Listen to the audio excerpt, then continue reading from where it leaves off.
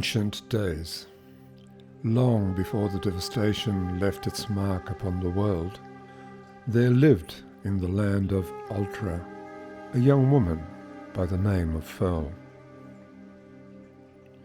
Fearl lived with her parents and her brothers and sisters in a small village near the impassable mountains. Her family was renowned far and wide as the most gifted weavers in the region, and all the people who lived within a few days' ride depended on them for their craft. Fearl imagined that she had a gift, and her gift was this: that she could weave anything that she desired onto a blanket, and then, when the blanket was done, if she slept beneath it, the desired thing would come to her in her fancy, in her dreams. Fearl's imagined gift had come to her as a little girl, but as she grew up, instead of discarding it with the rest of her playthings, she held fast to it in her heart, for it brought her comfort. One day, when Fearl was 13 summers, a terrible storm blew in from the west. The storm darkened the sky, and for days no one left their home, fearing the terrible powers that were being unleashed outside. When the storm finally abated, and the villagers ventured from their shelters, they found a curious and unsettling thing in the village square. An iron statue of a sinister-looking creature had appeared quite magically right next to the well. None could fetch water without passing beneath its evil gaze. Unsettling as it was, no one tried to remove it for fear of the unsavory magic that such a deed might attract. So, for a little time, no one wanted to fetch any water, and there were even squabbles amongst Fearl's siblings as to whose chore it was. In the end, it fell upon Fearl to do so. The girl carried the pail to the square and looked at the ominous thing. It was huge and black, and its eyes gleamed with malice. Fearl forced herself past it and lowered the pail into the well. But as she drew the pail back up, a dread hand of iron descended upon her shoulder, and a cavernous voice spoke to her. "My slave has died, and I choose you to replace her. Forevermore shall you serve me, and never again shall you see this village or your kin." The monster's iron face had holes for eyes and mouth and nostrils, and through these Fearl saw tongues of fire curl and burn. She felt faint and would have cried out for help, but not a word came from her lips. It was as if, in her fear, she had forgotten the gift of speech. The fell creature transformed then into a winged beast and bore Fearl away far from the village and deep into the mountains to a castle that stood at the very top of the highest mountain. In this place, Fearl began her new life serving the monster that had taken her.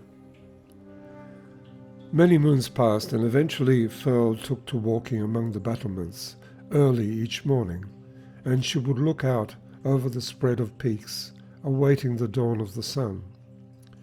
But each and every morning the monster would bellow to her to come and serve him before the sun could rise.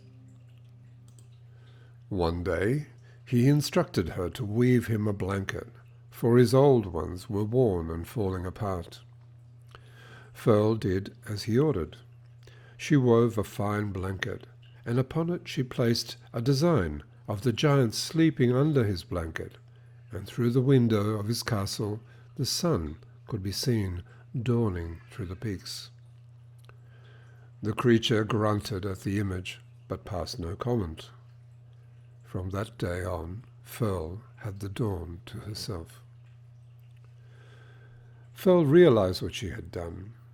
She had almost forgotten her imagined gift, and yet here it was. no longer imagined, but made true by the power of her desire.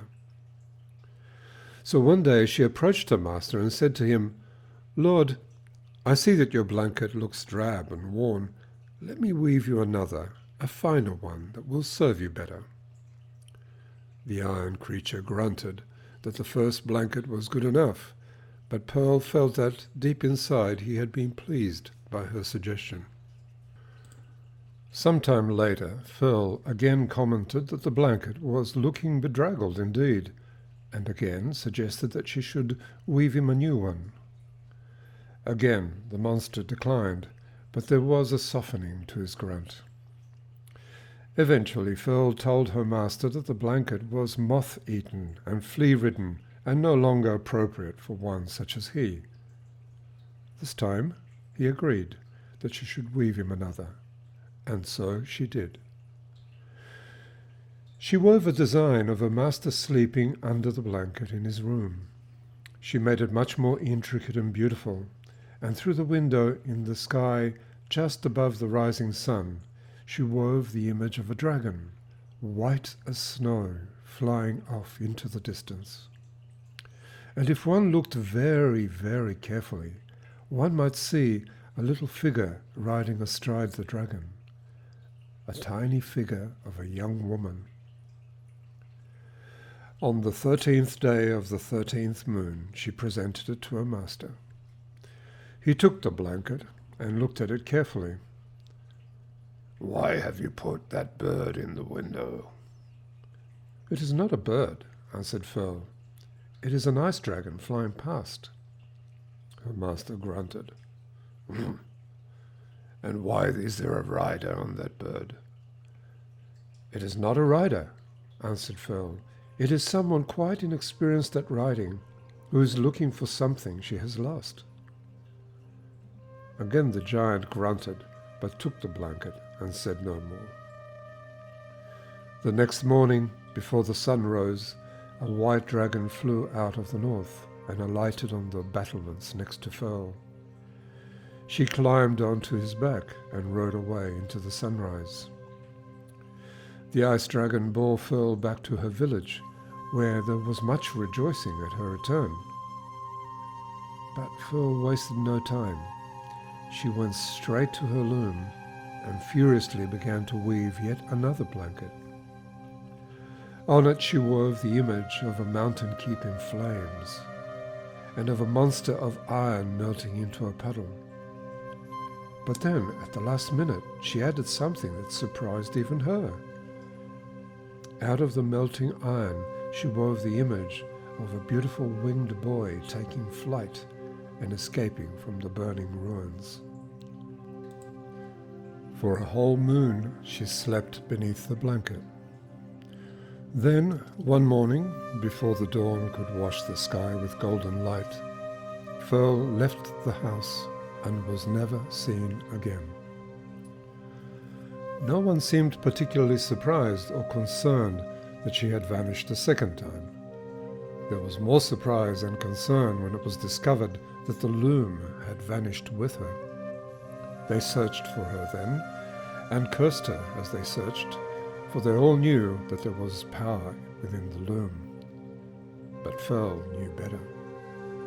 She knew that the power had never been in the loom, but within herself. So she wove exotic dreams for herself and her winged husband, and they lived elegant and exquisite lives for the whole of their allotted time within the world.